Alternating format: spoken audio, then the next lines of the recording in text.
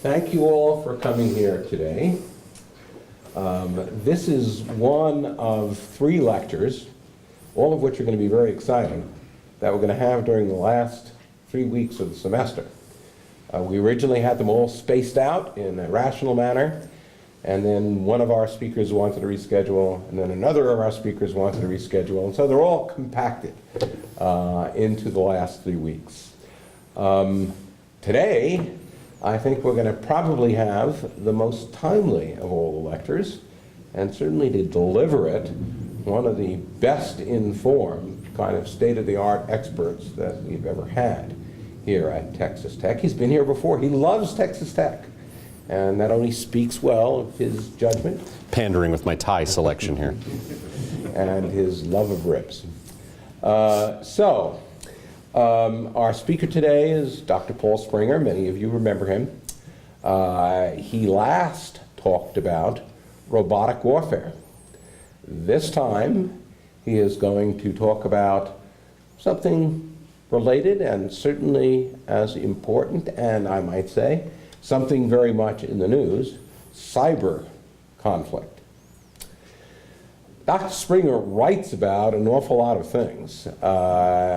He has published 5 books, and they span the gamut from cyber conflict to the treatment of POWs during the Civil War.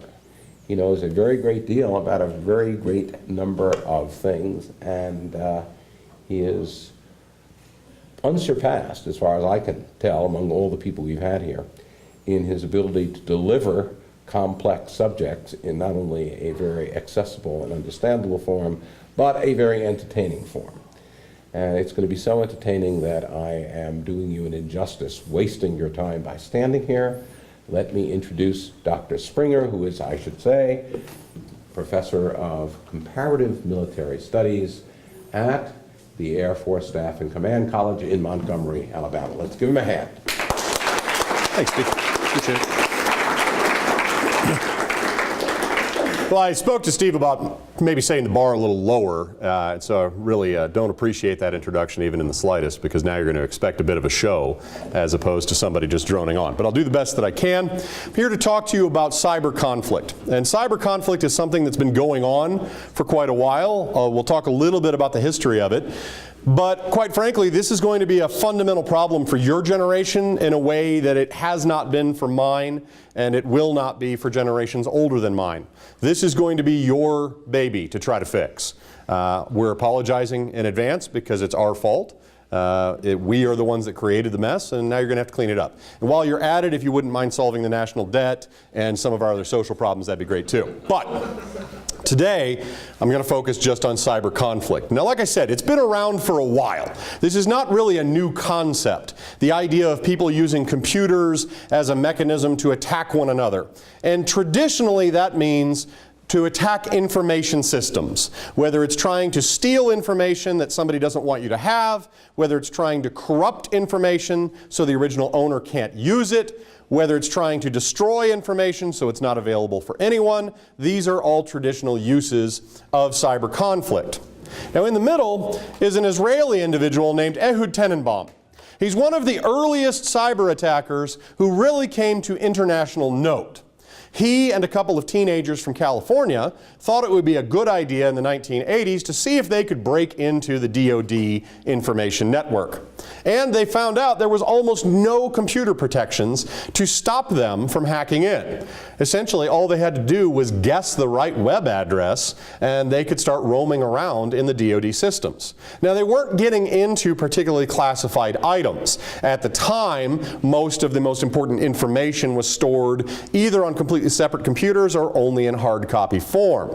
But it demonstrated that it might be possible, if a nation was to network all of its key information, to get inside that network and start roaming around, looking at things, changing things, taking things, adding things, causing no end of chaos.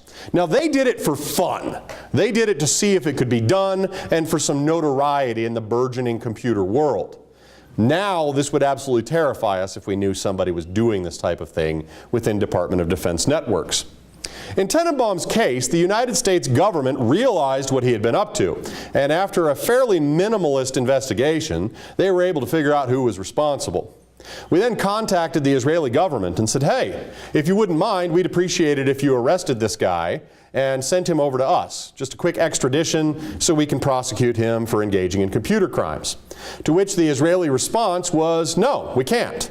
We'd love to help you out. We're close, good friends. He wasn't operating on our behalf, we swear, but we can't arrest him because what he did was not illegal. It did not violate Israeli law, and it did not violate international law, and therefore, the only thing you can do is if he happens to come onto American soil, you can feel free to arrest him then. But otherwise, there's nothing we can do to help you out. Now, if you look closely, you'll see he's actually sitting in a prison cell here, and that's because he wound up taking his newfound talents and using it for all kinds of financial crimes. Eventually, he wound up getting caught. The guy has been kind of in and out of prison for cyber theft off and on for the last 25 years or so. On the very left, if you squint, you can see there is a 3.5-inch floppy disk inside a museum display case. That thing houses the very first computer worm that was ever released into the wild on the internet. A worm is a program that is designed to replicate itself and spread to as many computer systems as possible. It can, once it reaches those systems, just sit dormant and report its presence, or it might engage in some form of malicious activity. In this particular case, it's called the Morris worm, and its creator built it just to see what would happen if you wrote a program that was designed to send itself to other computers. And then he unleashed it. And when he did, what he discovered was there were almost no internal protections in the internet system. Essentially, the internet had been designed for the rapid transfer of information, but it never really occurred to any of the designers that somebody might use it for anything other than the most basic of scientific purposes. And what he discovered was you could move programs throughout the network from computer to computer, infecting other computers, and potentially engaging in hostile activities. It was a bit of a wake-up call. Partly just the idea that somebody might do such a thing, and partly because the architecture of the internet did nothing to stop it. He wound up, for all intents and purposes, clogging and shutting down the internet because the worm propagated so fast and so far. So one person working on a disk that can hold just over a megabyte of information shut down the internet. That's a pretty impressive display, and sadly not the last time that it's happened. But let's talk about some practical ideas. Let's just say, hypothetically, you don't like the idea of your neighbors getting nuclear weapons. And I know I, for one, stay awake at night worried about what the Canadians might do if they go nuclear. It's not just me, right? We've invaded them 3 times, and we're 0 for 3. So you got to assume they've got something cooking up there. But enough about the Canadians. The Israelis, since the proclamation of the existence of the State of Israel, they have faced a host of wars against their neighbors. It turns out not everybody in the neighborhood was real excited about the creation of the Israeli state. In particular, the Iraqis had gotten directly involved in the Israeli War of Independence in 1948 and the Six-Day War of 1967. They had pretty much sat out the 1973 war, but as you might recall, they did lob a handful of Scud missiles toward Israel during Operation Desert Storm. So the Iraqis, not Israel's biggest fans. And Israeli special forces and Israeli intelligence community personnel discovered that the Iraqis were building a nuclear reactor in 1981. Now, the leader of Iraq, Saddam Hussein, on multiple occasions had suggested that he perceived himself to be the leader of the Sunni Muslim world, and that as the leader of the Sunni Muslim world, it would be his duty to unify Sunni Muslims in a conquest of Israel. Maybe he was posturing, maybe he was 100% serious. But if you're talking about somebody trying to build nuclear devices, you don't really want to take chances that all they're doing is talking a big game. So the Israelis decided it was in their best interest to launch an airstrike and destroy the Iraqi nuclear reactor, and that's exactly what they did in 1981. If you look at the map here, you can see this was the route they took.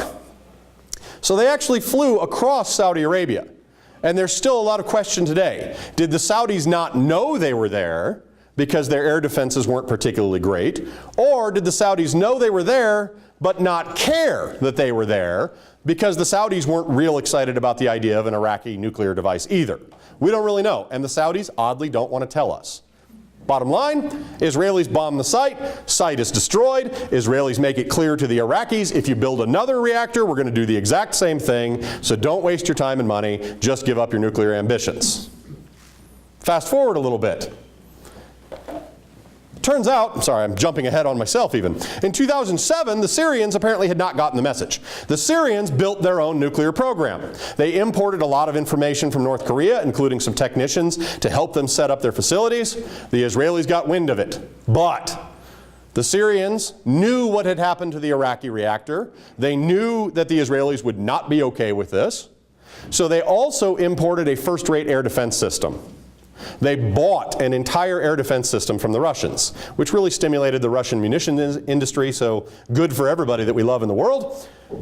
And they protected their site. They assumed that the Israelis could not possibly launch an airstrike to destroy the site without at least losing some of their aircraft. And the Israelis agreed. The Israelis were very nervous about this situation. If Israel launches an airstrike and some Israeli aircraft get shot down in the process, they can't deny responsibility for what happened. It will be an international act of war. Syria will be the aggrieved nation. Syria will have the right to go to the United Nations and seek assistance in a retaliatory strike against Israel. So, Israel doesn't want that to happen, but we really can't tolerate a nuclear device being built in Syria. So what they do is they design a custom cyber attack. Israeli commandos cross over into Syria. They locate some fiber optic cables that are connected into the Syrian air defense network, tap into the fiber optic cables, and upload the program. And the program blinds the Syrian radar defense system. So suddenly it's reporting that there's nothing going on. All is well. There aren't any Israeli F-16s flying overhead dropping bombs on us right this moment.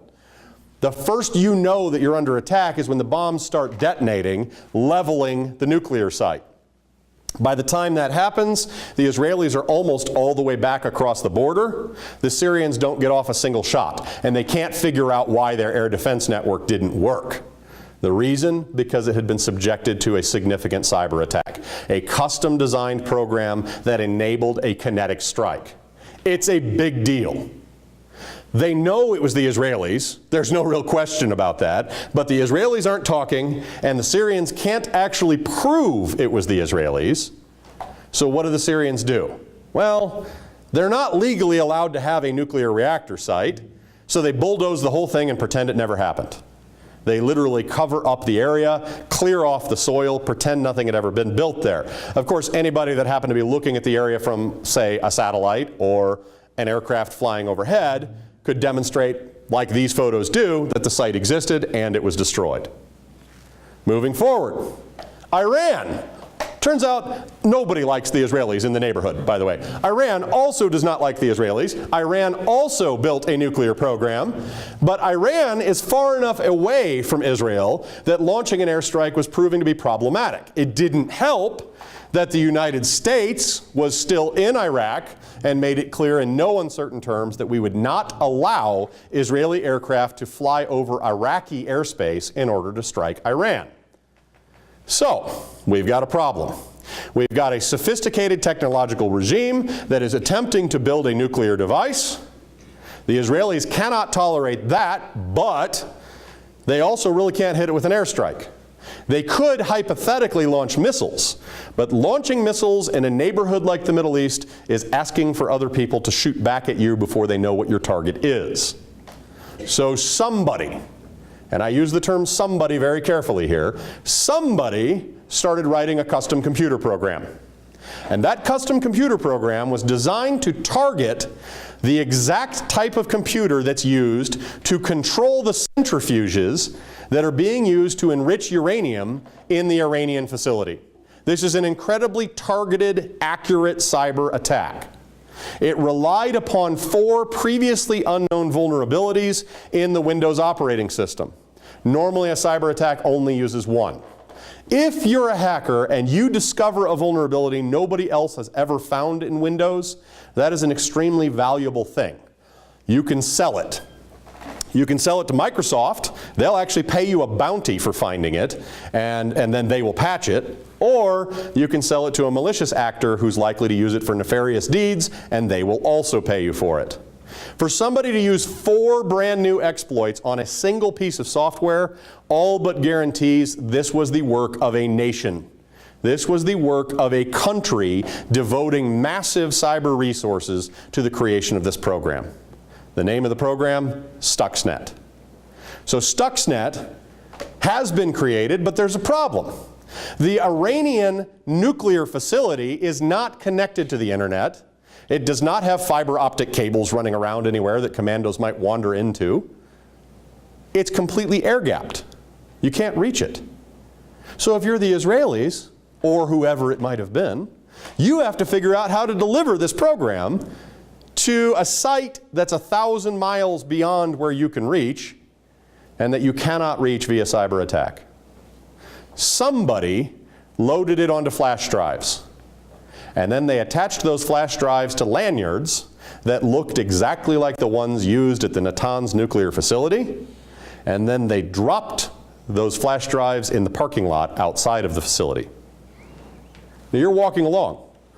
You see a flash drive. The natural human inclination is to help out. Just like if you see somebody left their cell phone behind. You might pick it up and try to call somebody on it and say, hey, I don't know whose phone I just found, but can you help me locate them? Look at your caller ID and tell me who it is.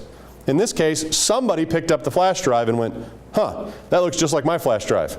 This is probably important. I should go figure out who it belongs to and get it back to them so they don't get in trouble. Now, how do you figure out what's on a flash drive? You plug it into your computer. So they marched right into the facility, plugged it into the computer, and uploaded Stuxnet into the air-gapped system that could not be penetrated from the outside. Stuxnet immediately began to replicate itself. It spread onto all of the computers within the facility. It chased down the programmable logic controllers that ran the centrifuges, and it just made a tiny little tweak to their function. It changed the speed at which the centrifuges spin. Now, you're driving your car. You're driving down the street, and your car operates at a certain frequency. You can hear the hum of your engine. And if it's a Corvette, it's got that deep rumble. And if it's a little Honda, it's got that high-pitched whine. But the point is, you know what your car sounds like. And if your car starts sounding differently, you know something's wrong. You might not be a mechanic. You might not know what the issue is, but you know that's not the noise it's supposed to make. So you go to the mechanic and you say, hey, I don't know what's wrong with my car, but it's making a weird noise. And then you do a bunch of examples of trying to demonstrate it, and the mechanic finally just says, give me the keys, I'll figure it out. The Iranians don't notice that the sound of their centrifuges has changed. It has changed in pitch as the frequency adjusts. And the reason why is they did not build the centrifuges. They bought them. So they don't have the underlying technological familiarity that would cause them to realize that's not how that's supposed to sound. As it's cycling up from the 8,000 RPMs it's supposed to be at to 12,000, and then dropping down to 4,000, and then bouncing back up again. And those are not the exact numbers. I'm just throwing them out there for an example. But over time, that creates an instability in the motors.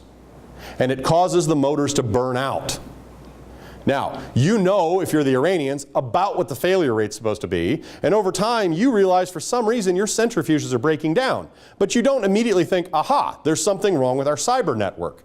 What you tend to think is, uh-oh, I wonder if we assembled this wrong. When we bought them from IKEA, the directions are really difficult, and we can't really figure it out. We don't know what's wrong with them. We just know they're breaking. But since it's an illegal nuclear facility, we can't exactly call in a mechanic from somebody that's allowed to have nuclear weapons to tell us what's wrong.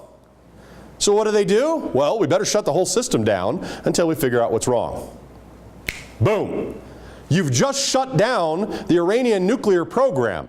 And you didn't have to detonate a bomb, you didn't have to launch any kind of a strike, and what you did might not have even violated international law. Here we've seen a cyber weapon carry out an attack that had effectively the same general effect as the airstrikes that had been launched before, and it did so without anybody even knowing it had occurred. And the Iranian program, for all intents and purposes, is shut down for more than a year as they try to figure out what's wrong. And eventually, this tiny little antivirus company in Belarusia sends out a notice. This is what antivirus companies do when they find a new virus. They notify everybody else. Hey, we just found something. It's probably malicious. You should let other people know. And they share this with each other. It's in everybody's best interest to know there's something new out there. So they're looking at this program and they're not really sure what it does. It looks like it's super specific, but they get curious. And they start to unpack it. They start to dig down into the code. And the deeper they dig, the more they realize, uh-oh, this thing is taking advantage of an enormous number of vulnerabilities. It is an incredibly sophisticated program. We don't know who built it. The New York Times says it was a combination of the US and Israel. I work for the Air Force. I have no idea if that's true or not. I couldn't confirm or deny because I honestly have no clue. But we're pretty sure it was somebody in the West.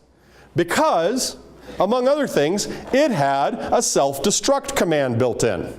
After it had done its job, it was supposed to actually delete itself from the affected computers, thus kind of hiding all traces. It was also limited in how much it could replicate. Each copy was only allowed to make a certain number of copies of itself so as to stop it from spreading all over the world. It was supposed to look for that programmable logic controller that it's targeting, and if it found it, it stays. If it didn't, it deletes itself. Now, your average hacker could really care less how much extra damage they do. So for somebody to be holding themselves to this standard would suggest that they're being forced to play by somebody else's rules of engagement. And that usually means there's a government agency involved. Which one it is remains to be seen. So, speaking of people who don't like their neighbors, you may have heard of North Korea. They've been in the news lately. They like to launch missiles at stuff. It's their favorite pastime of late. This map shows you where hypothetically North Korean missiles can reach depending on the model. Now I say hypothetically because items 4 and 5 do not exist yet. They are in the planning stages. They have not been tested. There's no guarantee that they'll work. Item 3 has been tested. And as you can see, it can reach all of Japan, most of China. It can reach Southeast Asia, parts of Russia, tiny little bit of Alaska if they really want to be mean-spirited. But the Musadan 4, the missile in question, has been tested 9 times. There have been 9 launches. 8 of them have self-destructed. Now, does that mean the North Koreans are incompetent? Hard to say. They're actually usually pretty good at most technological innovation that they're doing, and quite frankly, in this case, all they've done is modify some technology they bought from the Russians. It's old Soviet-era technology. This is not a new missile by any stretch. It should work, but 88% of the time when they've launched one, it has self-destructed right off the pad. And enter the New York Times, which informed us a couple weeks ago that allegedly the Obama administration authorized a cyber program to infiltrate the North Korean missile program and induce fatal flaws into their missile technology. Is it true? Who knows? I don't. The Air Force doesn't tell me anything good. But what I can tell you is, whether that program exists or not, the North Koreans think it exists. So now they're nervous about, well, wait a minute, what if they really are so good that they're in our systems and we don't know about it, and that's why our missiles keep blowing up? We got to start all over again. Incredibly frustrating for them. And that's one of the fundamental problems with cyber warfare, is you can never be 100% sure what's going on. But you can be sure it will produce awesome memes.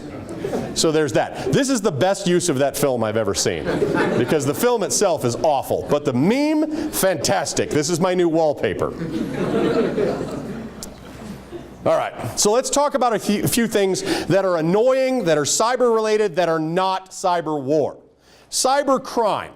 This is one you hear about in the news fairly regularly. Hey, by the way, your information just got hacked. Somebody has everything about you. I am here to tell you, as a representative of the federal government who's been through security clearance investigations, you can buy my ID if you want to. The current running price is $8. I'm 100% serious. It would cost you $8 to purchase everything you needed to know about me, to buy a new home on a mortgage, to buy a car on credit, and all those types of things. You would cause me some headaches if you chose to do that. It would be annoying. It would waste a few hours of my day as I tried to untangle it. That's it. Why does it only cost $8? Because somebody hacked into the Office of Personnel Management and stole roughly 24 million people's credentials, information, social security numbers, home addresses, birth dates, mother's maiden names, names of our dogs when we were 5, names of the elementary schools we attended, and all the other stupid security questions out there. They stole all that stuff. Then they flooded it onto the black market. And they put so much of it out there, they actually depressed the value of each individual's credentials and information. They actually undercut the value of what they bought by flooding the market. Not the best strategy in the world. Now, you can't go onto the dark web and just search for Springer and find me. It would be dumb luck. You can basically buy these identifications in batches of 100. So it will cost you 3 Bitcoins to buy 100 people's IDs. That's how it works. And then what you choose to do with them is up to you. The person that sold them to you for digital currency, and they're off selling IDs to somebody else. And what you got in my case, you would get all my stuff and you would find that there's a fraud alert out on my credit reporting agencies, and LifeLock and 17 other credit monitoring agencies are looking over your shoulder the whole time to make sure you can't steal my stuff. Turns out I'm also not worth anything because I work for the government, so steal away, knock yourself out, you'll never find anything good. Cybercrime's annoying, but it's not war, it's crime. It's typically theft. It's a big business. There's an awful lot of fraud out there, but it's not something that nation states normally do. Nation states have other ways of making money. Engaging in petty crime is not really their thing. That said, it happens a lot. Now here's an interesting thing. 92% of Russian computer users have been the victim of cybercrime. 84% of Chinese computer users, victims of cybercrime. 80% in South Africa. And you might be thinking to yourself, but wait, that's where all the cyber criminals are. I watch Fox News, I watch CNN, I know where all the bad people are. Well, it might surprise you to discover the largest share of cyber crimes are committed from American internet servers. Most cyber criminals tend to be in the US, targeting everybody in the world. Now, why are these people getting hit by cybercrime? Because the vast majority of people outside the United States that have a computer are running Windows operating systems. That is not an inherently bad thing. This is not an attack on Microsoft. But if you are running Windows and it is a pirated copy that you did not pay for, you cannot download the updates to Windows that protect you from every virus that's ever been designed up until that point. The vast majority of Russian, Chinese, South African computer users, they're running pirated copies of Windows. So they are 100% vulnerable to every old hacking attack that doesn't work anymore in the United States and Western Europe, where people tend to buy the license and allow the updates. It's that simple. The people that you think are engaging in cybercrime sometimes are, but they're also very vulnerable to each other, and they tend to target each other because it's far easier to hit people that operate in your same language. Now, here's another interesting thing. Men are more likely to be victims of cybercrime than women because men are less likely to be careful consumers of cyber. They are less likely to have updates installed. They are less likely to be careful in where they browse. Millennials are more likely than baby boomers to be victims of cybercrime. And this is only among boomers that use computers. So you're not allowed to blame this on grandma doesn't have a computer. Okay? In fact, baby boomers don't tend to put a lot of their information online. And so they don't tend to make themselves good victims of crime. They're not as valuable to attack. Millennials have a tendency to assume that they've got a lot more security than they really do. In particular, people tend to assume that Apple products are immune from cyber attack. They are not. They are actually becoming a very lucrative target because so many people assume that they are immune from cyber attack. Apple does a better job than most producers. Okay, they do a better job in particular than Droid phones at protecting their users. And the reason why is to create an app for Apple, you have to actually run it through the company. And so that allows them to look for malware. But it's not a guarantee, and iPhone users actually tend to assume a lot more security than they really have. So if you have an iPhone, allow the updates to run. Please allow the updates to run. That's the most important thing you can do. It just makes for a deterrent. It routes everybody somewhere else. Cyber espionage. This is stealing somebody else's really good stuff online. Now this is state-based espionage. The bigger the circle, the more major incidents there have been inside that country. As you can see, the US, biggest target. Why? We've got the most stuff to steal, and we tend to be the least secure of the major advanced cyber nations. A lot of our stuff is readily available and out there.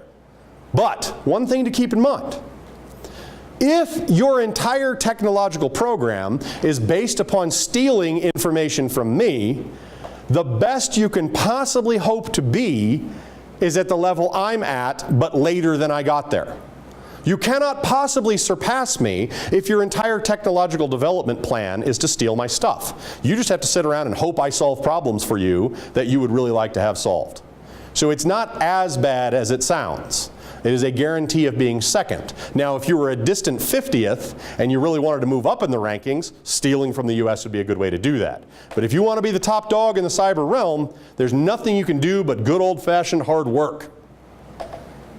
Other forms of cyber espionage. These are corporate cyber espionage targets. These are companies that have gotten their proprietary technology stolen through cyber attack. So, my home state of Iowa, you wouldn't think we're real cyber savvy. You'd be right. But there's a bunch of agribusiness companies there with very advanced technology for farming.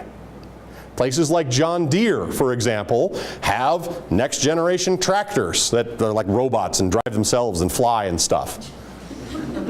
If you're a developing nation and you think John Deere flying robot tractors would help you develop the agriculture you need to feed your population, you might want to target John Deere and see if you can't download those blueprints. See if you can't build those tractors yourself. It's an effective strategy. And American corporations tend to be very bad at cybersecurity. Usually they slam the door shut after they find out they've been hacked. And typically they find out they've been hacked when the FBI calls them up and says, hey, guess what? We thought we should let you know all of your information just got stolen. We happened to notice it on the way out. There's nothing we can do to get it back for you, but we can give you some advice for how to secure things for next time. Cybersecurity is expensive, and companies don't want to pay for it until they realize how much it costs them. And then all of a sudden, it seems like a great idea. Cyber sabotage, this is things like Stuxnet, getting in and messing up somebody else's systems. In particular, the American electricity grid is riddled with cyber programs that have been put there by who knows as a potential way to cripple the American electrical generating capacity in the event of a future conflict.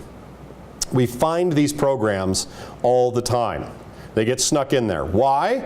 Because electrical generation companies found it convenient to put all their stuff into the network, put it online, so that they could control electrical flows across the country more efficiently. It made sense from an efficiency standpoint. It actually lowered your electricity bill. But in the event that you get in a significant war with Canada, and they're the ones that put the cyber bombs there, imagine what happens if they shut down the entire eastern United States and its ability to transmit power. Everything goes dark. Now you guys live in Texas, so you'll be fine, because Texas is the only US state that's on its own separate grid and refuses to play with anybody else. Texans aren't sharing power. Texans are all about, just in case we want to become a breakaway republic, we're ready to go. We won't even have to sever the extension cords. It'll be great. Okay, Stuxnet is the biggest example of this. It's not the only one, but in the interest of time, what I want to do is talk about a couple of the fundamental problems and then do a quick tour of some of the nasty actors out there and then throw the floor open to Q&A. The biggest problem with cyber is trying to figure out who did what. It's called the attribution problem. And what that means is you realize something's wrong. You're the Iranians. You find out there's this malicious program on your nuclear reactor network. But you don't know who wrote it. You don't know who put it there. You can guess. You might think it was the Israelis and you launch a counterattack on them, but it turns out it was the US and we just framed the Israelis for some reason. Who knows? You don't know who's responsible.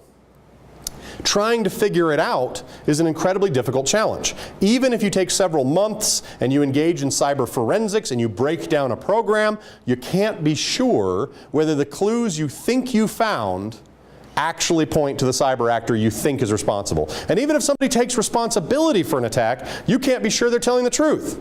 The Islamic State takes responsibility for attacks all the time that it had nothing to do with. That's their deal. They want you to be afraid.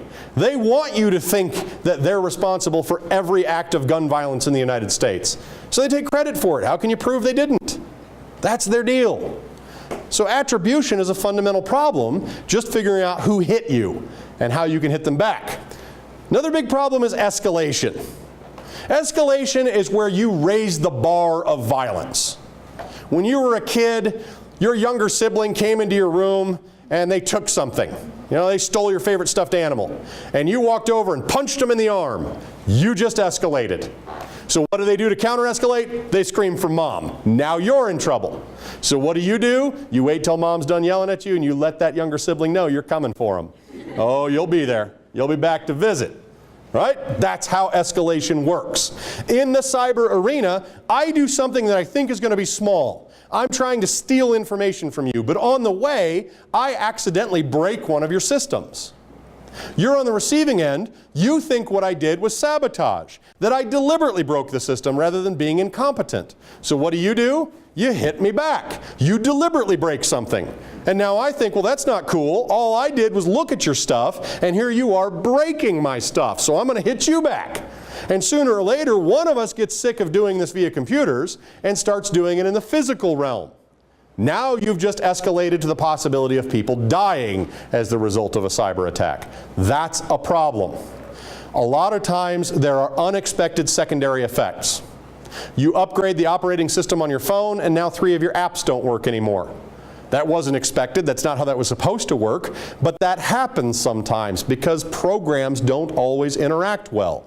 And when you start messing around in somebody else's network and you don't know how they set it up for sure, you can break stuff.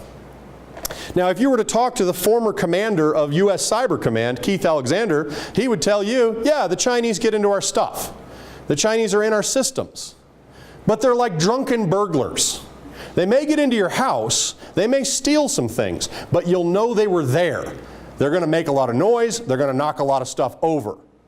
So he's saying, look, we know what they're doing, and maybe we're controlling what they can get their hands on. Maybe we're not giving them unfettered access. Maybe we're deliberately allowing them to take things. Who knows? This escalation problem, where you do something, I do something, and unexpected results, this could lead to a catastrophic fight. What if we infiltrated the North Korean missile program and we screwed up? What if we accidentally caused the missile to hit Japan? Oops. What are the Japanese going to do? Are they going to blame us? No, they won't know it was us. They're going to attack North Korea. And then the fight's on. Good times. Sleep well tonight.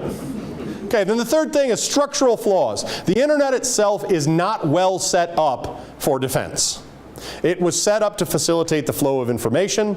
Therefore, it's very hard to come up with a complete network defense, particularly for the United States, because we have the largest investment in the internet in the world.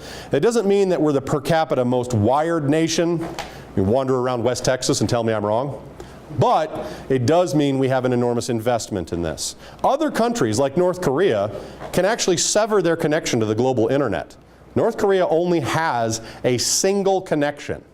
Now, within that connection, there's an enormous network in North Korea, but they can sever that connection anytime they want. The Chinese currently only have 3, and they can sever those networks in 2 minutes if they want to cut themselves off from the world. So, maybe what you do is you launch a cyber attack at us, and then you sever your connection so we can't hit back. Sure, it'd be a bit of a pain if you can't get to your funny cat videos websites, but you'll get over it. Okay, so, nasty people out there. Russia. Russia is often characterized as a big bear. That's their national animal. If we're an eagle, they're a big bear.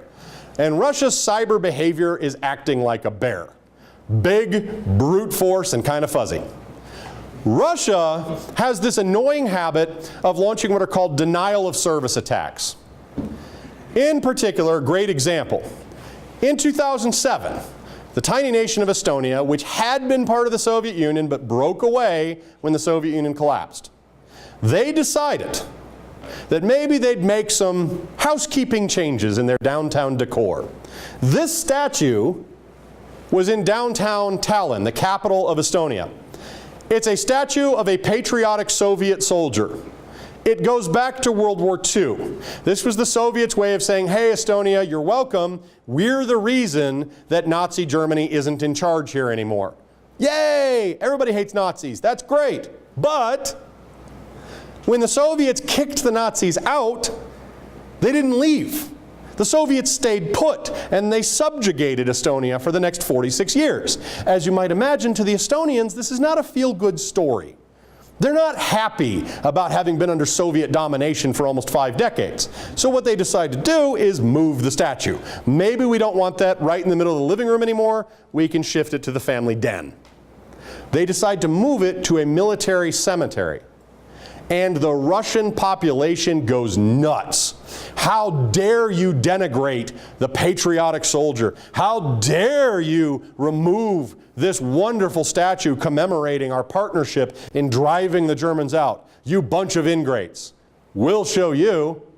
They launched denial of service attacks on every Estonian internet service provider and every Estonian bank. But Estonia was the most wired nation on earth. By 2007, for all intents and purposes, Estonia had gone to a cashless society. You paid for everything with identity cards. So if the bank shut down and the internet doesn't work, you can't buy anything. You can't pay your rent. You can't buy food. You can't buy electrical power, which they also couldn't control, so for all intents and purposes, the state has gone dark for 3 weeks. To think of it another way, think about the last exam you took. You're concentrating, you've been studying hard, you're thinking about it, you're writing down the answers. And I sit down next to you and I go, hey, hey, hey, hey, hey, and I just keep poking you for the whole exam. This is not going to help your performance. Now you might just turn around and hit me and that would be valid, but that's what a denial of service attack is doing. It's just poking a computer and saying, hey, hey, notice me. And every time it does, the computer being poked says, hi, hi, every time. Which means it can't devote any of its capabilities to doing any of its fundamental functions. It's just a little sibling being annoying in a lot of ways. But if 1 million people send your computer a request for information at the same time, your computer will crash. It doesn't take nearly that many. And that's what the Russian hackers are doing. They're just sending out information requests. They do the same thing to Georgia the following year. They get in a fight over a portion of Georgia. When they do it, they basically shut down the entire Georgian military communication network and then invade. And the Georgians can't really react because they can't talk to their military units, so they can't tell them what to do. This is a problem. The Russians take the territory and they don't go away. Sound familiar? They do the same thing to Ukraine. They did the exact same thing on the Crimean Peninsula. Shut down your internet and communication systems, launch an invasion, and then refuse to leave. They do it because it works. It's incredibly frustrating. China is a little more sophisticated. China likes to control all of its major hacking attempts out of a single organization, the People's Liberation Army, Unit 61398. Its headquarters are right here. That's in Shanghai. This is the building. Believe it or not, that is the building where Chinese army hackers show up to work. How do we know? Well, American cyber defenders realized that for some reason the volume of attacks emanating from China on DoD servers seemed to spike between the hours of 7:30 in the morning and 5 o'clock at night, Shanghai local time. So what do? Well, we actually have some satellites look down, and sure enough, that's when everybody reports to work. And when they clock out for the weekend, the number of attacks plummets.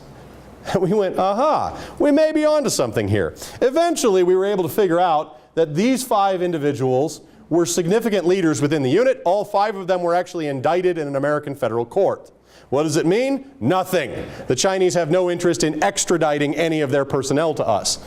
So they can't go to Disney World unless they go to Euro Disney. And really, that's just a poor facsimile. This is what their unit looks like. This is what they're doing all day. They report to work, they get their assignment, they do their best to attack that assignment, and they move on. Very, very machine-like precision. It works. It doesn't mean that they're incredibly sophisticated. Most of the biggest attacks they've carried out have been relatively unsophisticated but effective because, again, if I'm not defending my property, it's not going to be very hard for you to show up and carry stuff away. What made it really frustrating for us is we discovered they had a habit of encrypting the information as they were pulling it out of the places they were stealing it from, which told us the places it was being stored didn't have it encrypted. Result? Look at these two airplanes. They should look shockingly similar. Up top is an American F-35. Down below is a Chinese J-31. But if you look a little bit closer, you can tell the Chinese aircraft has 2 engines. The American aircraft has 1. Why? Because the plans they stole were an older variant. We were looking into creating a twin-engine version, which we then decided to cancel. So we know what they stole is not the latest iteration, but it's pretty darn close. And they undoubtedly made some modifications. They souped it up in the ways they wanted to.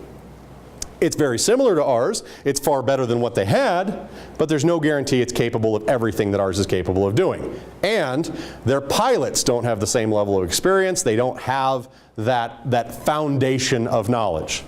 And of course, can you be 100% certain that the one you stole works? You might think so. But prior to the era of major cyber attacks, this kind of espionage was already going on. It's been going on for thousands of years, believe it or not. In the 1980s, the Soviet intel agency, the KGB, had this habit. They wanted to modernize Soviet industry. So they decided it would be a good idea to start breaking into corporate headquarters, kind of like what I showed you with the map of American corporations that have been hit. And they would go in and they would steal technical data and blueprints and things like that. They would take it back to the Soviet Union, they'd reverse engineer it, and they'd build whatever they had stolen. This was not new to them. The very first heavy bomber that the Soviets built was a copy of an American B-29, and we were their allies. But this B-29 made an emergency landing in the Soviet Union and they refused to give it back. It had a bunch of battle damage. So when they built the copy of it, they built in a bunch of the battle damage, not realizing that was broken stuff. Yes! In the 1980s, the CIA gets wind that the Soviets are looking at breaking into a Canadian company that has created a new natural gas pipeline distribution system. The CIA, being good neighbors, could have contacted the Canadians and said, hey, beef up your security, you're going to need some more rent-a-cops there. But they don't. They break in first. They go to the company first and they swap out the blueprints. Made a couple of little tweaks on those blueprints though. So the KGB shows up 2 nights later, right on schedule, breaks into the company, steals the wrong blueprints, goes back to the Soviet Union, and they build the pipe distribution network. Not knowing that there was this tiny little flaw introduced into the blueprints. Essentially, the CIA version weakened the pressure valve. Essentially, the pressure release valve was guaranteed to fail over time. Soviets build enormous natural gas distribution pipeline system, and 6 months later, the largest non-nuclear man-made explosion in history flattens several square miles of the Siberian wilderness. Because they had built the wrong system, and they didn't know what they didn't know. But being the helpful little elves that we are, we immediately let them know. Ha ha ha, gotcha! Which then made them start wondering how many other systems had they stolen that were slightly flawed. Is that stealth propeller system that we stole for the submarines actually stealthy? I don't know. I thought it was, but for some reason the Americans keep pinging us with sonar from right behind our super secret submarines. Damn it!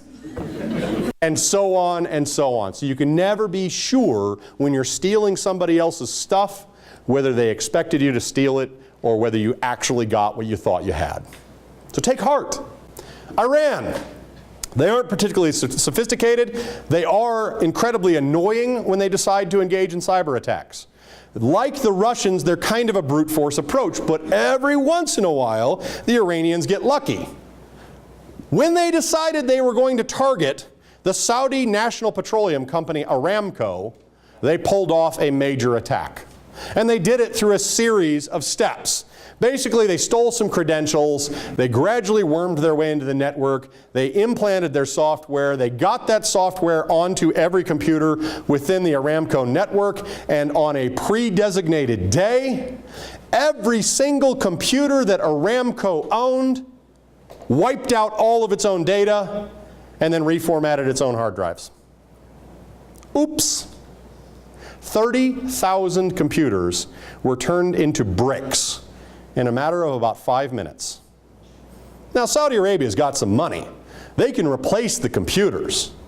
But all of the data that had been stored on them that had not been backed up properly was gone. All of the different things that you might need to look for oil, to continue pumping oil and shipping oil, gone. Shut down the entire oil production system in Saudi Arabia for about 2 weeks. Still feeling the effects of that 4 years later. That's a heck of a cyber attack. Is it an act of war? Maybe. They did an enormous amount of property damage, but they didn't kill anybody. The Saudis did not choose to interpret it as an act of war, but they weren't real happy about it. And there's a lot of speculation that this was Iran putting some of the blame for Stuxnet on the Saudis and saying, we think you were somehow responsible, here's our retaliation. Brute force and effective. Hey, we're back to North Korea. Love these guys. He's computer savvy. North Korea is actually pretty good at cyber affairs for a country that doesn't allow anybody to touch the internet. There's only about 50,000 people in North Korea that are allowed internet access, and that internet access is heavily monitored and run through state and government, state and military networks and organizations. So not a place that you want to do a lot of YouTube browsing. But a few years ago, another bad film. How about that? A few years ago, Seth Rogen and James Franco thought it'd be a great idea to make a film, the crux of which was that those two guys were going to assassinate the president of North Korea. And the North Koreans took umbrage at this. They were annoyed about this. Who did they blame? Sony Pictures. What did they do? Found out that Sony had almost no network security, hacked into the Sony Pictures network, copied all of the information they could get their hands on, including all of the really mean-spirited emails that different Sony executives had been sending each other about other Hollywood famous people, because it turns out they say horrible things about each other behind their backs. I know, totally stunning, right? Then they release all of those emails, as well as releasing digital copies of several Sony films that had not been actually released to the public yet. What are they doing? Ultimately, they're costing Sony about $700 million in lost revenue. And there aren't a lot of companies that can take a $700 million hit. Sony survived, but only just barely. Sony almost had to declare bankruptcy and get bought out by somebody else. And this was all over a really laughably bad film. North Korea does not have a sense of humor, it seems. Speaking of no sense of humor, you might have heard of Anonymous. This is an internet collective of individuals that get their dander up about whatever issue of the day. We don't really know how many of them there are, but most of the data suggests there's about 2 or 3 dozen that are really hardcore and very good cyber attackers. And then there's hundreds of hangers-on that might get involved in various things. Anonymous will declare war on whatever they're angry about in a given day. Sometimes it's very flippant, sometimes it's very serious. In one particular case, Anonymous thought it would be a good idea to declare war on the northern Mexican drug cartels. They called it Operation Cartel, and they publicly announced, we're going after you, cartels. They hacked into the cartel systems. They actually got a lot of information about who was operating as drug mules, who was operating as suppliers. Turns out the cartels actually have a pretty nice bookkeeping system. And they were threatening to release it because this is for the good of mankind, to shut down drug smuggling. But before they got around to it, the Cali cartel went out and hired a bunch of cyber mercenaries. And those cyber mercenaries figured out who the Anonymous people were. And then they sent them personal messages. Here's a little email from your friends down south of the border. It's a picture of your house. It's a listing of your name, not your little screen name, but your actual name, your age, your occupation, your location, your address, the names of your pets and your family members. Oh, and here's a video file of a bunch of people being dismembered by chainsaws, because that's what we're going to do to you if you actually release any of this information. It's the only time that Anonymous has actually declared war on an organization and then rescinded the war declaration. It's the only time somebody made them back down through the threat of massive explicit violence. It is not something I would want to receive from the cartels, and it is definitely not a bluff I would want to call. But Anonymous, every once in a while, they surprise us by doing something fun that we can all enjoy, like declaring war on the Islamic State, which they did about 1.5 years ago. To Anonymous, this meant actually hacking into the Twitter feeds of basically anybody they could find that was affiliated with the Islamic State, taking over the feeds, changing the passwords, and then shutting down the Twitter feeds. Not exactly an act of war, but hilarious nevertheless. I'm sure the Islamic State got a good laugh. Al-Qaeda, they're terrible at cyber. It's not their thing. They've never emphasized it. Bin Laden had no interest in cyber. Al-Zawahiri has even less interest in cyber. About the only thing they tend to use the internet for is recruitment. They did create a really nice online magazine called Inspire, which was an English language magazine. This thing was pretty good for recruitment. One of the more infamous issues was the make a bomb in the kitchen of your mom issue. And it actually, the bomb making technique would have worked. It's actually a fairly well-known bomb-making technique, but what they were trying to do was inspire lone wolf attacks within the West. But in reality, Al-Qaeda is not particularly good at things. The Islamic State's a little bit better. Much like Anonymous, they love to hack Twitter feeds. In this particular instance, the Islamic State actually managed to hack the Twitter feed of U.S. Central Command. This is the 4-star level command that's responsible for the entire Middle East. So it was a little bit embarrassing to suddenly have that Twitter feed announcing things like, I love ISIS, and watch out Americans, we're coming, watch your back. They managed to control the Twitter feed for about 20 minutes before somebody went, I don't think that's supposed to say that, and reasserted control. I mean, as far as wars go, this is pretty small stuff. The Syrian Electronic Army is actually pretty much one guy. It's this one guy who likes to launch hacking attacks, these lone wolf attacks, on behalf of the Syrian government. He doesn't have a lot of state support. He's actually fairly good at what he does. He's Western educated. And so when he decides to vandalize a site or do some other minor damage, he's pretty good at it. But in terms of actually causing chaos, that's not really his strong suit. And then finally, WikiLeaks. Now, WikiLeaks, they're a headache. They live to expose secrets. That's their thing. And about 4 weeks ago, they released 8,000 documents that purportedly showed what the Central Intelligence Agency and National Security Agency are capable of doing in cyberspace. I'm not telling you to go read them. I'm not telling you not to. It's WikiLeaks. You can go or not as you wish. But what I can tell you is I can't verify whether the documents are accurate. If they are, they're absolutely terrifying.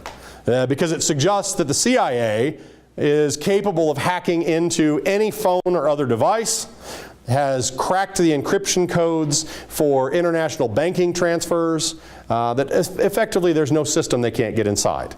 Is it true? I don't know. Don't know who released it. But I do know if the CIA can do that, then I'm really scared about what the National Security Agency can do. Because the National Security Agency is 10 times bigger, has a 10 times larger budget, and is far more capable in the cyber realm. On the other hand, both the CIA and the National Security Agency are not designed to spy on Americans, attack Americans, infringe upon our liberties. Their job is to deal with the enemies out there in the world. So to a certain extent, you can actually feel pretty good about it. The fact that somebody can break into your phone does not mean that somebody will break into your phone, or would have any reason to want to break into your phone, in the same way that the fact somebody can kick in the door of your dorm room doesn't mean they're going to. A deadbolt will not stop somebody that really wants to go through a door. And so the same principle tends to apply to your electronics. Just because somebody can doesn't mean they will. This eye chart is painful to read. I really only throw it up there to remind myself, to remind you, that the United States Department of Defense does have its own cyber operations wing, the U.S. Cyber Command. The general that's in charge of Cyber Command is also the director of the National Security Agency, which is an interesting blend of intelligence and defense organizations. One that does make some civil libertarians understandably nervous. Every one of the services is involved in cyber. There's more than 60,000 cyber professionals in uniform today. So the DoD takes it very seriously. That said, the Department of Defense is responsible for protecting the United States from existential threats. It is not their job to stop somebody from hacking your identity. So understand they are not going to take that mission on anytime soon. Nor is the Department of Homeland Security or the FBI. In large part, when it comes to your day-to-day life, you are responsible for your own activities. This might be the future of warfare. Now, does that mean that we're actually saying only the guy behind the computer matters? No. In reality, what you're going to see is armed military forces capable of kinetic action that are enabled by cyber operations. It's a blending situation. And that really is the future of cyber warfare. If you have any questions, I will do my best to answer them. And thank you for the opportunity to come out.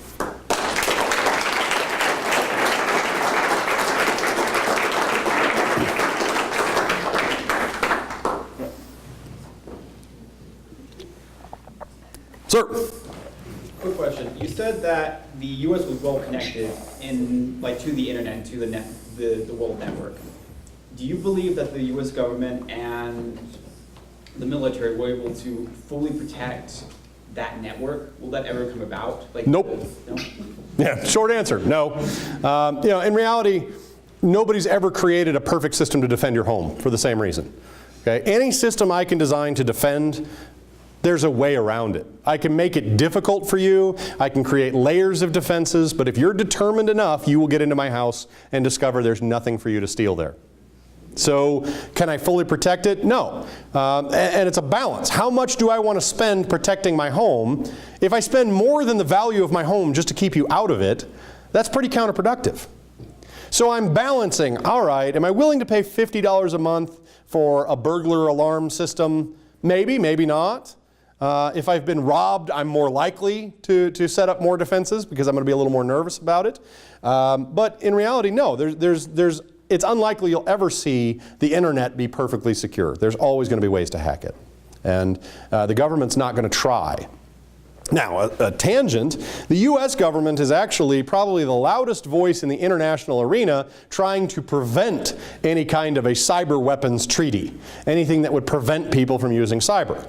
Now, we say we don't really engage in a lot of offensive operations, but we like to keep it in reserve if it's an option down the road that we might want to take. And so, the U.S., by saying we're the most opposed to a cyber weaponization treaty, either we're saying we don't trust the rest of the world to actually uphold it, which would be valid in some cases, or we're saying we think we're better at it than you are, in which case, why would we want to restrict ourselves? So you can form your own judgment on which way you think that's going. But no, I don't see us ever being able to secure it all.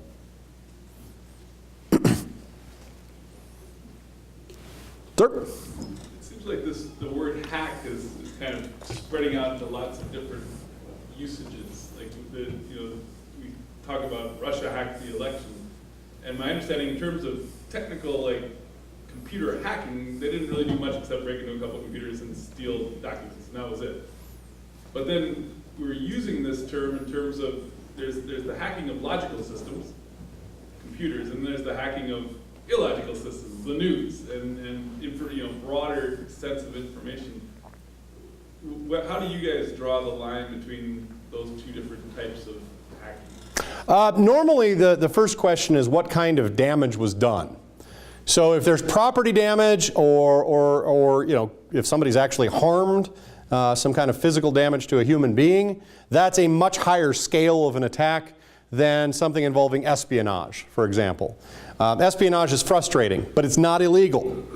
It's illegal for you to steal secrets from the U.S. government and sell them to somebody else.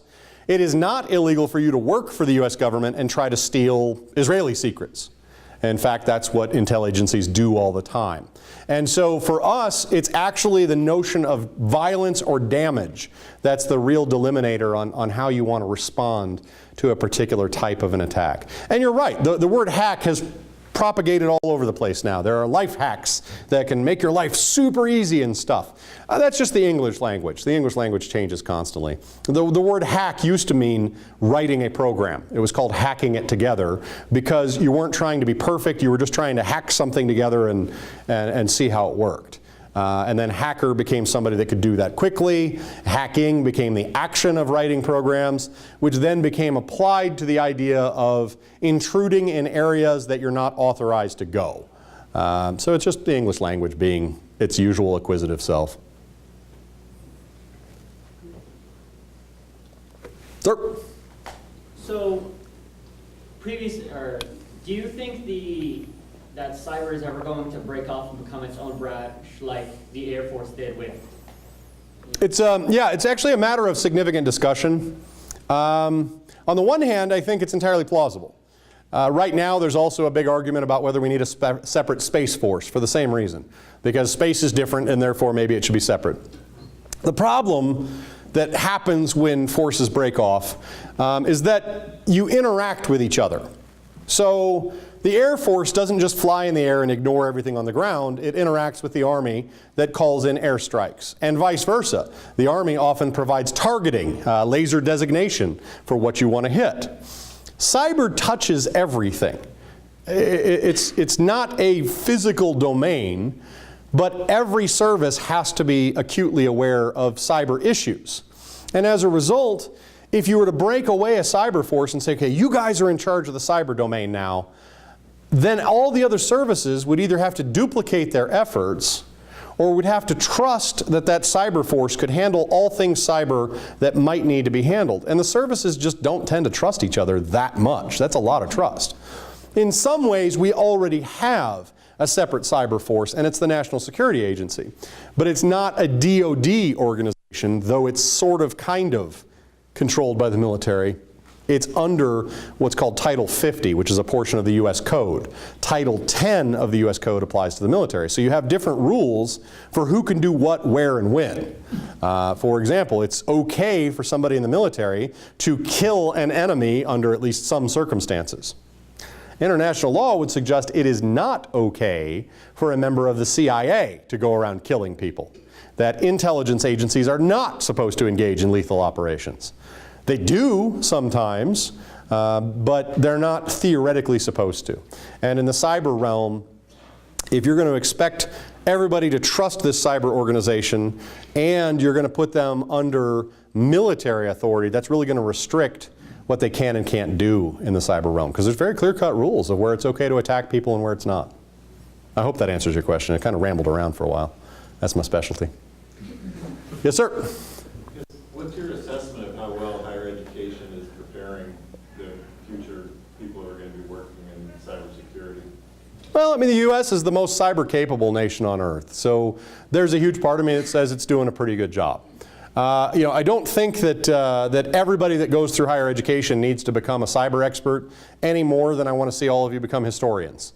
I don't need the competition. I can't win if you all actually get into the game. And so, in reality, I mean, every generation thinks the next generation's not being properly educated, is not smart, is not hardworking, is not thinking things through. Everybody thinks that about the generation after them. Everybody thinks their generation is perfect. Everybody thinks the generation before them is a bunch of Luddites that doesn't understand technology and doesn't understand the real problems in the world today. That's normal. Until I see us actually unable to function in the modern world, unable to hold our own, I'm not nervous. And when you work with young people in America, it tends to renew your faith quite a bit. I mean, we may grumble on the margins, but at the end of the day, American kids are really smart. They're just smart about different things, right? The average teenager today probably can't change the oil in a car. Okay, they don't need to. It's faster and cheaper to pay a professional to do it in 12 minutes instead of spending 3 hours in your driveway doing it yourself. Unless you enjoy the 3 hours, in which case go ahead. So, I mean, all they're doing is they're changing what they study and changing what they know. But to suggest that they're somehow lazy or dumb, it's just not true. And higher education has changed its focus sometimes. But at the end of the day, higher education is about teaching people how to think for themselves and how to communicate. And then trusting people to go out and learn what they need to learn for the purpose of whatever their gainful employment or life's passion is going to be. So I feel pretty confident. I'm pretty happy. I love you guys.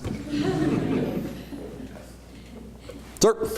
So you mentioned that millennials are going to actually have to fix this problem. How do you foresee that should happen? Yeah, it's me just being mean-spirited. No, I mean, every generation dumps problems on the next generation. The baby boomers dumped on my generation all kinds of environmental problems, right? And we hear about the environment, we think, wow, the environment's in deep trouble. Well, you should look at some photos of, say, Los Angeles in the 1960s. The smog problem will blow your mind compared to what it looks like today. You should look at the condition of the American waterways in the 1970s and then compare them to today, and all of a sudden that looks perfectly clean and I'll happily swim in it. Because my generation had to clean up that particular mess. Now we've made our own messes, and this is kind of one of them. But I don't know. I would not presume to tell the next generation how to fix stuff since I don't know how to fix it now. And to a certain extent, I think the best thing to do with the next generation is to give them the tools to think and then get out of the way. Because it's when the older generations start trying to tell you how to solve the problems that they really restrict your ability to come up with the truly revolutionary ideas. And in general, if we just provide you with the resources and let you run wild, you will come up with better answers than anybody that has ever gone before you. And then 20 years from now, you'll be complaining about how today's college students aren't learning the right things and they don't even know how to build an app for an iPhone. And they'll be explaining to you that they don't need an iPhone because they communicate with telepathy. So it's the nature of the beast. I, for one, welcome our new robot overlords and can't wait for them to be in charge. I think I saw your hand. Sir? Since the current internet system is not secure, do you believe that there will be an invention of a new sort of technology that will allow for that security? There's actually been a couple of them. So right now, the vast majority of people are essentially using Internet version number 4. And what we're trying to upgrade to is Internet version number 6. And number 6 has a lot more security protocols. It's a lot easier to check out information as it's transmitting. You can do a lot of it automatically. You can think of it like a filter for the internet in a lot of ways, blocking a lot of malware from really propagating. Companies have gotten a lot better at that. You know, if you use Gmail, for example, you can see, if you just go into your spam folder, all the different things that they've routed over there. And every once in a while they get one wrong and you think, well, dang it, I really wanted that. But most of the time what they've routed over there is all the junk that, had you been roaming around on the internet 10 years ago, would have been clogging your inbox and driving you insane. Because for every email you got that mattered to you, you got 30 offering you some form of pills or implants or, come look at naked photos of this super important hot person. It was constant, and all of it was malware, but it was flooded. And so a lot of the companies have actually gotten really good at it. Now you can sometimes turn that against those companies. So Facebook, for example, if you want to have a little fun, go buy some ads for Facebook. You can go on Facebook, and it's actually fairly cheap to buy ads, and you can target them as much as you want.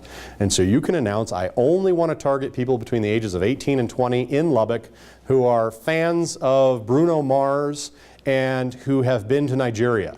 I don't know how many people there are that fit that category, but I'd be willing to bet those 7 people are going to see your ad over and over and over and over. So you can have a little fun with your friends if you target your ads just right. And every once in a while these algorithms are scary in what they're able to do. So the Target Corporation, for example, here's a really fantastic story for you. Target Corporation, like every bricks and mortar store, wants you to come and shop there. You've probably all seen a Target store before. Maybe you've even shopped there. Who knows? When you shop there, if you use a credit card, you help them build a profile about what you purchased. If you sign up for one of their cards, that makes it even easier for them to build a profile. So, for example, Target notices that I come to Target once every 3 weeks and I happen to buy a box of Cheerios because I love Cheerios and my box lasts me 3 weeks. So they want to make sure I keep coming to Target. They send me a coupon in the mail. Here's $1 off of a box of Cheerios. And I go, hooray! I just saved $1 for something I was already going to buy anyways. So all Target's doing is just giving me $1 back.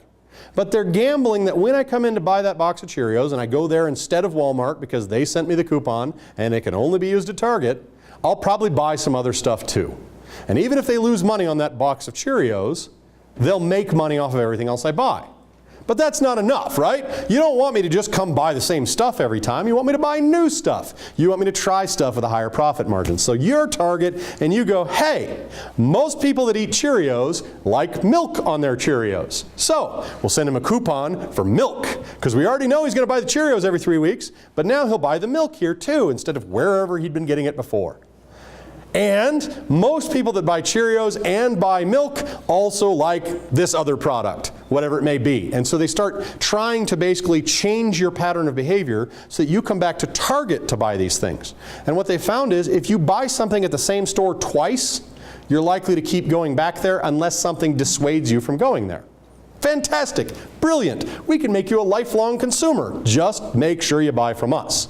All right, that's not scary.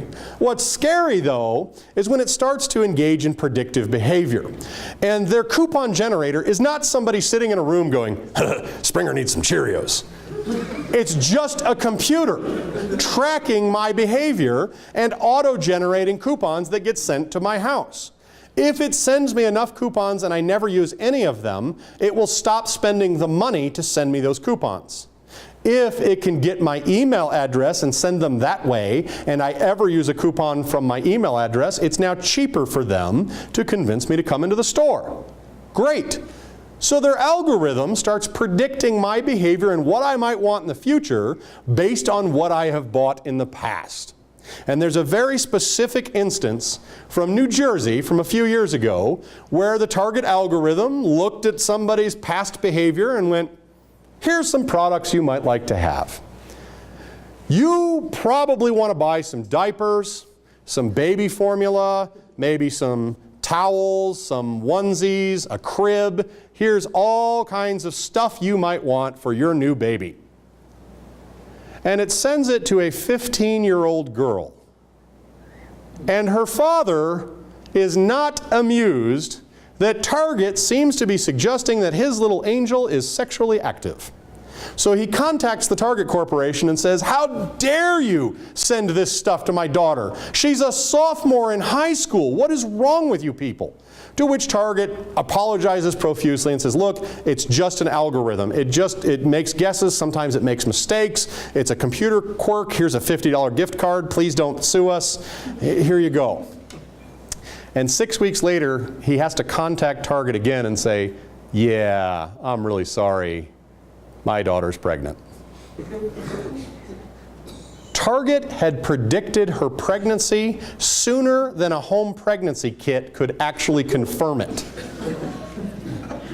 But it wasn't somebody making predictions or looking into a crystal ball. It was just based on aggregated data.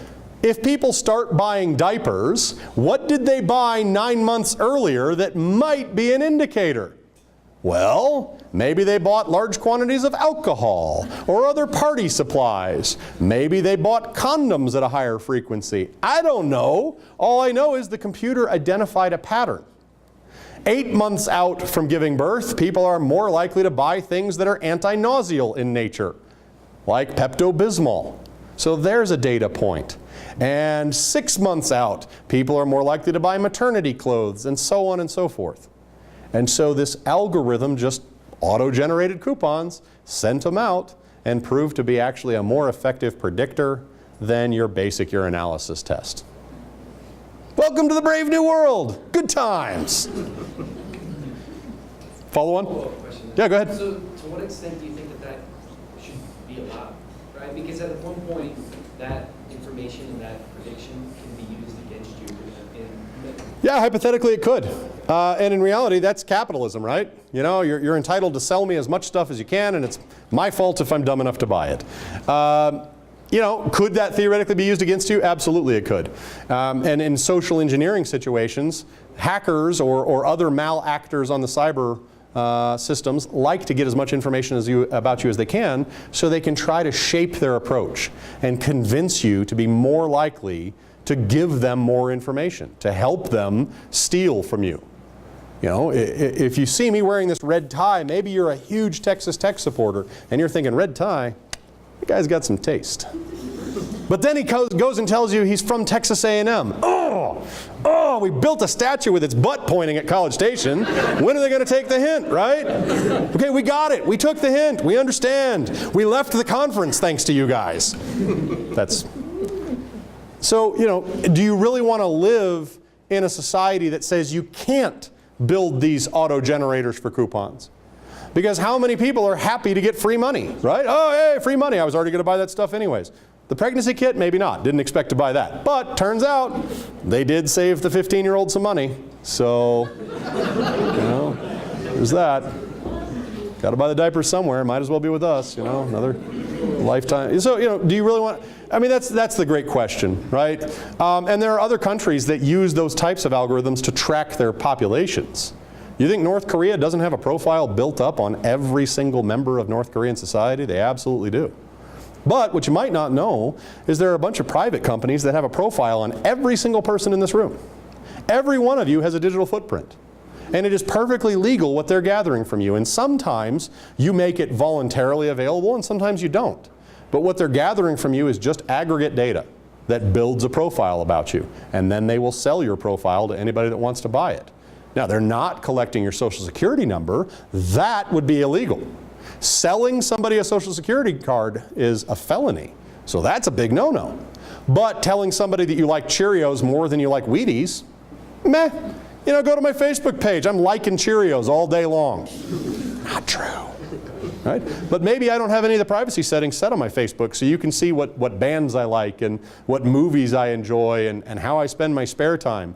You know, I've made it easy for you to stalk me. Please come stalk me. I need friends. A lot of this stuff you voluntarily give out.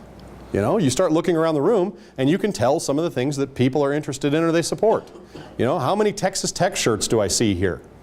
I see a Cornell shirt. Okay, you got a connection to Cornell. Maybe you've gone to Cornell. Maybe you know somebody that goes to Cornell. Maybe you just like the color scheme. I don't know. It's your business, right? But I might build an entire profile about you.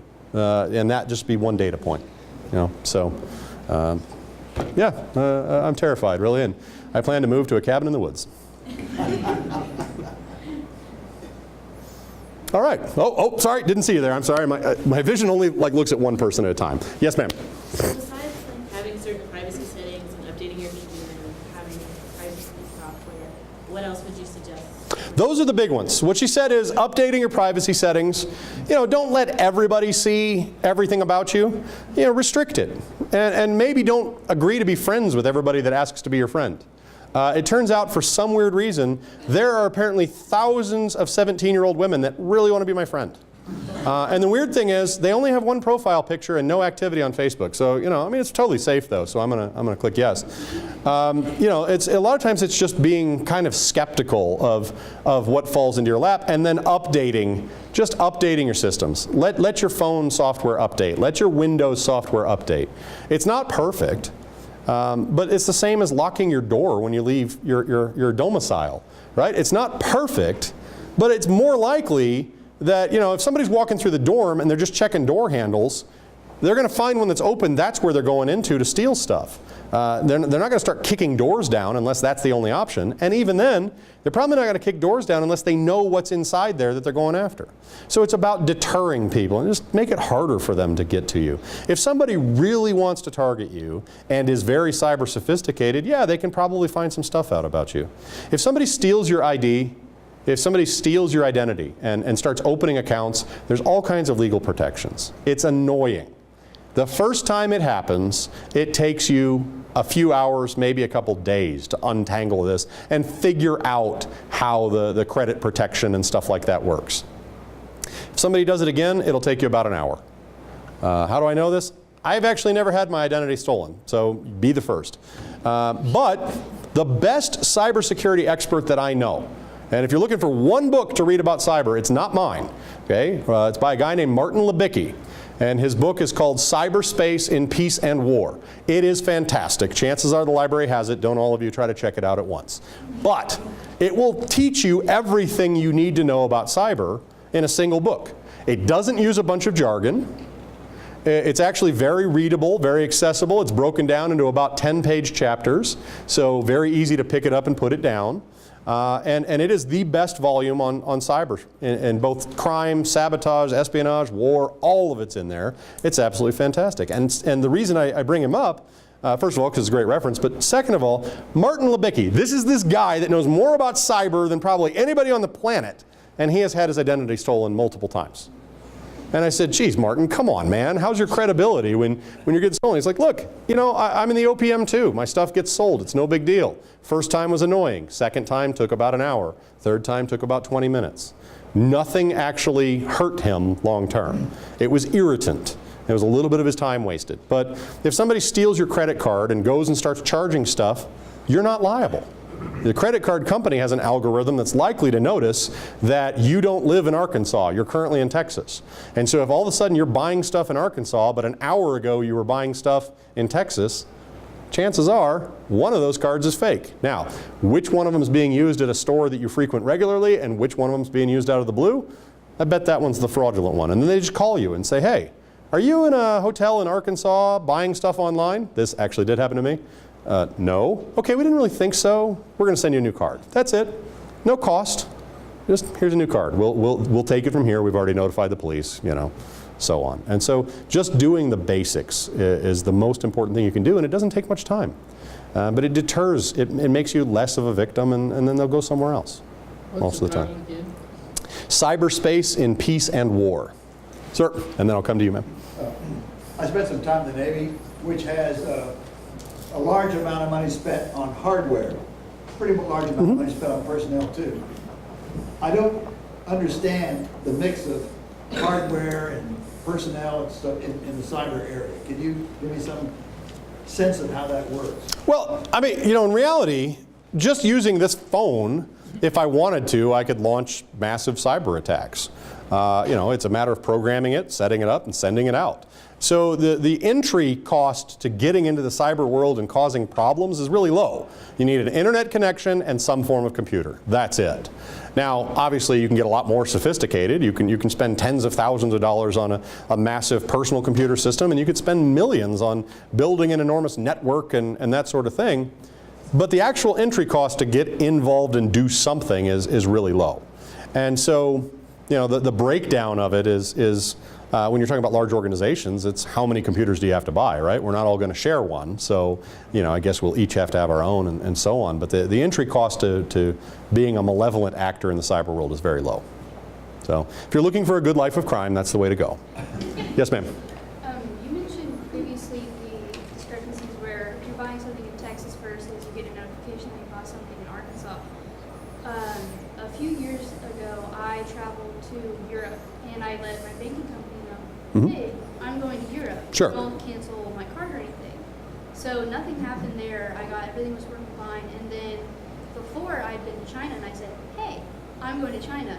And I think about 2 weeks into the trip, they just canceled my card. They said, we're getting these notifications. Do you think there was a reason why, like the area, or they didn't know, or just... Somebody cloned your card.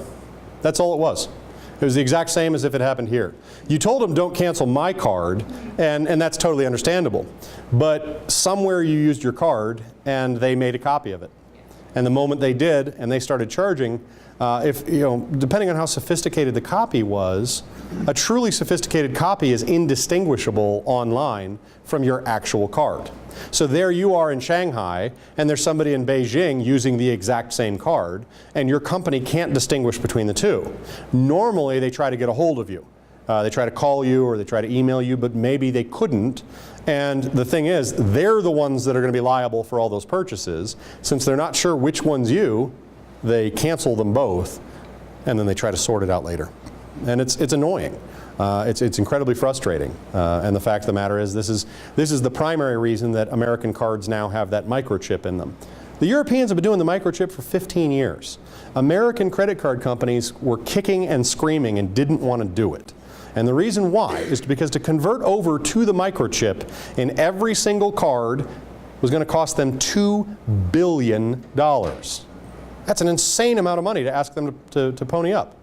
Until you consider that credit card fraud per year was costing $2 billion. So you're essentially asking them to shut down fraud in exchange for the cost of 1 year's worth of fraud. and they wouldn't do it. Absolutely refused. And the merchants didn't want to shift over either, because the merchants would have to buy the new card chip readers. So the merchants balked at this. And finally Congress stepped in and said, guys, this is insane. The Congress, for once, did a wonderful thing and just said, you will convert over. You are not allowed to issue cards without the chip anymore. So since we all have an expiration date built into our card, this guaranteed when you got a new card, it was going to have the chip in it. And they said to the merchants, you must have the chip reader installed by a certain date. Now, American cards still have the magnetic stripe and the chip reader. That may not stay true for much longer, because the magnetic stripe is easy to clone. The chip is not. And so the magnetic stripe is what all these phony credit cards are using. You can basically get a blank card and change out the magnetic signature and boom, new card, congratulations. And so this is just a step to try to increase the security, that's all it is. But yeah, it's incredibly frustrating when it happens to you. And what you usually want to do is have more than one credit card when you're traveling overseas. Only use one of them. Okay? Only use one of them. And if that one gets canceled, that's when you're going to switch over and start using the second one. You know, in general, my advice is only have one card that you use for online purchases. If you make online purchases, always do it with the same card. And the reason why is it's much easier to track your purchases on a single statement than it is trying to remember which card you did or didn't use. Because truly sophisticated cyber thieves will possibly track your spending habits and spend the same general amounts that you do in the same general locations that you do. And it's trying to cover their tracks a little more. So simple, but effective. Thank you very much. I guess we're done. Thank you. Thank you.